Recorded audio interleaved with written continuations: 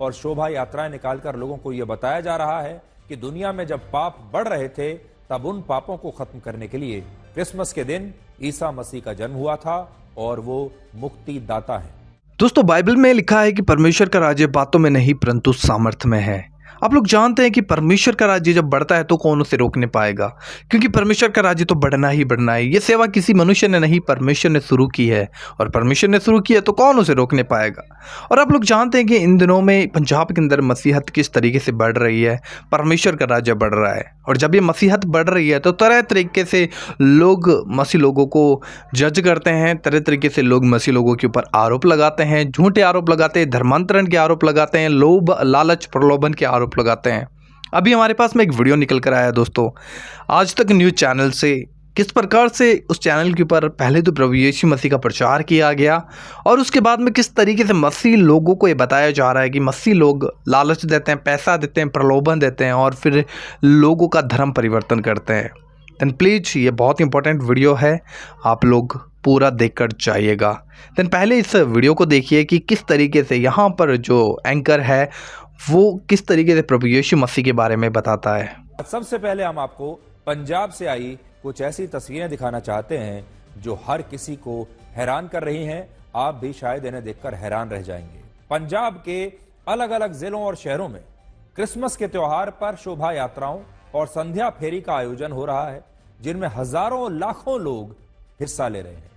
लोग इस बात से हैरान हैं कि भारत के जिस राज्य में ईसाई धर्म की आबादी सबसे कम मानी जाती है, उस राज्य में क्रिसमस का त्योहार इतने जोर शोर से कैसे मनाया जा रहा है। वर्ष 2011 की जनगणना के मुताबिक पंजाब में ईसाई धर्म की आबादी सिर्फ 1.6% थी और उस समय पंजाब में कभी भी क्रिसमस का त्योहार इतने बड़े पैमाने पर नहीं मनाया जाता था।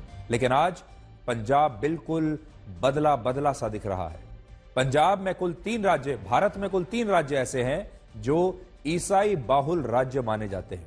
इनमें नागालैंड में 87.9%, मिजोरम में 87.2% और मेघालय में 74.6% आबादी ईसाई धर्म के लोगों की है। उत्तर पूर्व के बाद गोवा में सबसे ज्यादा 25.1%, केरल में 18.4%, तमिलनाडु में 6.1%, झारखंड में 4.3% लोग ईसाई धर्म से हैं। ये पूरा ब्रेकअप आपके सामने है। और आबादी के हिसाब से क्रिसमस के त्योहार की ज्यादा चमक, ज्यादा धूमधाम इन राज्यों में होनी चाहिए थी, लेकिन इस समय हो रहा है इसका बिल्कुल उल्टा। और जिस पंजाब में सिर्फ 1.5% आबादी ईसाई धर्म की मानी जाती है, वहां सबसे ज्यादा कार्यक्रम हो रहे हैं। पंजाब में इस जश्न को सिख धर्म की परंपरा के अनुसार मनाया जा रहा है, जिसमें संध्या फेरी और शोभा यात्राएं निकालकर लोगों को यह बताया जा रहा है कि दुनिया में जब पाप बढ़ रहे थे तब उन पापों को खत्म करने के लिए क्रिसमस के दिन ईसा मसीह का जन्म हुआ था और वो मुक्तिदाता है। दोस्तों, इस वीडियो को आगे देखने से पहले बता दूं, इस वीडियो को एक शेयर जरूर कीजिएगा ताकि ये वीडियो और भी लोगों तक पहुंच सके। अपनी राय इस वीडियो के कमेंट बॉक्स में बिल्कुल भी लिखना ना भूलिएगा। अब मैं आप लोगों को वो वीडियो दिखाने जा रहा हूं जिसमें किस तरीके से न्यूज़ एंकर ने पहले प्रभु यीशु मसीह का प्रचार किया, उसके बाद में किस तरीके से मसीहत को कोस रहा है, मसीह लोगों के ऊपर आरोप लगा रहा है कि ये धर्म परिवर्तन करते हैं, जबकि इनके पास में इस बात का कोई भी पुख्ता सबूत नहीं है। आइए देखते हैं इस वीडियो को। क्रिश्चियन मिशनरीज ईसाई धर्म से जुड़ी उन संस्थाओं और लोगों को कहा जाता है जो अपने धर्म का प्रचार और प्रसार करती हैं। लेकिन सिख धर्म से जुड़े संगठनों का यह आरोप है कि ये क्रिश्चियन मिशनरीज पंजाब के सैकड़ों गांवों में धर्म परिवर्तन के लिए कई तरह के अभियान चला रहे हैं और इसमें अलग अलग पादरी, यानी जिन्हें फादर कहते हैं, गांव में घूम घूम कर लोगों को यह बताते हैं कि कैसे उनके प्रार्थना करने से लोगों की बीमारियां ठीक हो सकती हैं।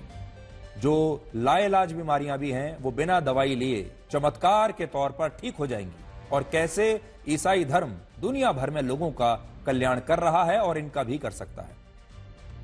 अलग अलग मीडिया रिपोर्ट्स और निजी संस्थाओं द्वारा कराए गए सर्वे बताते हैं कि पंजाब में धर्म परिवर्तन के कारण ईसाई धर्म की आबादी में कई गुना वृद्धि हो चुकी है और वर्ष 2011 में पंजाब में ईसाई धर्म की कुल आबादी 1.6% थी, लेकिन पिछले लगभग 13 वर्षों में 10 से 15% तक अब यह आबादी पहुंच चुकी है। पंजाब में धर्म की एक सेल लगी हुई है। वहां पैसे और दूसरे लालच देकर लोगों को ईसाई धर्म अपनाने के लिए प्रोत्साहित किया जा रहा है। अब हम बात करते हैं दोस्तों मसीहत के बढ़ने का। अब मसीहत क्यों बढ़ रही है? देखिए, बाइबल के अंदर जब हम देखते हैं तो ये जो सेवकाई है ना, वो किसी मनुष्य ने शुरू नहीं की है, परमेश्वर ने शुरू की है। और जब परमेश्वर अपना हाथ बढ़ाए तो कौन उसे रोकने पाएगा? आप लोग जानते हैं कि प्रभु यीशु मसीह के 12 चेले थे और 12 चेले, उन्हें भी बहुत बहुत बुरे तरीके से उन्हें क्रूस पे बहुत तरीके से अलग अलग सज़ा देकर उन्हें मारा गया।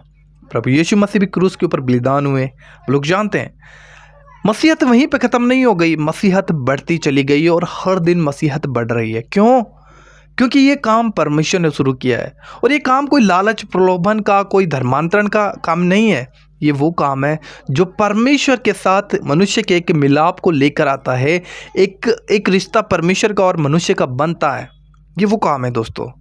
तो ये परमेश्वर ने शुरू किया। इसलिए बाइबल के अंदर लिखा हुआ है, परमेश्वर ने जगत से ऐसा प्रेम किया, उसने अपना इकलौता पुत्र दे दिया, ताकि जो कोई उसके ऊपर विश्वास करेगा वो नाश नहीं होगा परंतु अनंत जीवन पाएगा।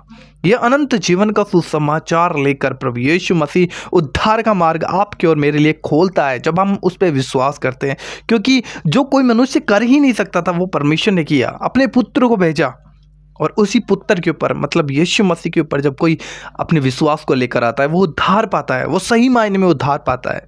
और यही मसीहत है दोस्तों, यही मसीहत है। जब लोग प्रभु यीशु मसीह को जानते हैं, उस पर विश्वास करते हैं, वो अपने पाप और अधर्म के पुराने कामों से निकल के प्रभु यीशु मसीह के पास जाकर सच्चाई को जान लेते हैं। इसलिए बाइबल में लिखा है, तुम सत्य को जानोगे, सत्य तुम्हें स्वतंत्र करेगा। और वही सत्य लोगों को छुड़ाता है। इसलिए आज ये मसीहत बढ़ती चली जा रही है, क्योंकि ये किसी मनुष्य ने नहीं, परमेश्वर ने शुरू किया है ना। ये उद्धार का काम अगर कोई मनुष्य शुरू करता तो हो सकता है रुक जाता। बहुत सी संस्थाएं खड़ी होती हैं, गिर जाती हैं, नष्ट हो जाती हैं, लेकिन ये काम परमेश्वर ने शुरू किया। यीशु मसीह ने पतरस को कहा कि मैं अपनी कलीसिया तुझ पर बनाऊंगा और कोई अधोलोक के फाटक तुझ पे प्रबल नहीं होंगे। अधोलोक के फाटक, बुराई से लोग तुम्हारे ऊपर आरोप लगाएंगे, तुम्हें रोकने का प्रयास करेंगे, लेकिन ये सेवा जो मैंने शुरू की है ये कोई नहीं रोक पाएगा। वो 12 चेले प्रभु यीशु मसीह के लिए बलिदान हो गए और ना जाने कितने ही मसीह लोग परमेश्वर की सेवा के लिए खड़े हो गए। आज भी दुनिया में परमेश्वर के नाम से जीने वालों की संख्या बढ़ती जा रही है। इतना ही कहना चाहूँगा दोस्तों, दुनिया चाहे कुछ भी कहे, हम जब प्रभु यीशु मसीह के ऊपर विश्वास कर चुके हैं तो हमारा विश्वास हमारे अंतिम क्षण तक कमज़ोर ना हो परंतु बढ़ता जाए, क्योंकि परमेश्वर यही चाहता है। जो कोई अंत तक धीरज धरे रहेगा उद्धार उसी का होगा। अंत तक, ये शरीर में या फिर प्रभु यीशु मसीह के आने तक हमें धीरज धरना पड़ेगा। लोग तरह तरह की बातें करेंगे, तरह तरह के आरोप लगाएंगे। ज़रूर ऐसे लोगों के लिए प्रार्थनाएं करें, परमेश्वर हमारी प्रार्थनाओं को सुनता है। वो ज़रूर, जैसे हमने प्रभु को जाना, परमेश्वर उनके मनों को भी छुएगा, वे भी परमेश्वर के सत्य को जानने पाएंगे। एंड दोस्तों, आप लोग जानते हैं कि मसीह लोगों के ऊपर हमेशा से इस बात का आरोप लगाते आए हैं लोग। 2024 साल से प्रभु यीशु मसीह इस धरती पर आए तब से लेकर ये चीज़ें होती आ रही हैं, लेकिन परमेश्वर का राज्य दिन प्रतिदिन बढ़ता जा रहा है और ऐसा होगा। लेकिन आज की इस वीडियो में इतना ही दोस्तों। आशा करता हूँ ज़रूर आप लोगों को ये छोटा सा वीडियो अच्छा लगा होगा। इस वीडियो को ज़्यादा से ज़्यादा शेयर कीजिएगा। हमें मिलेंगे किसी और वीडियो में। प्रभु आप सभी को बहुत आशीष दे। जय मसीह की। God bless you.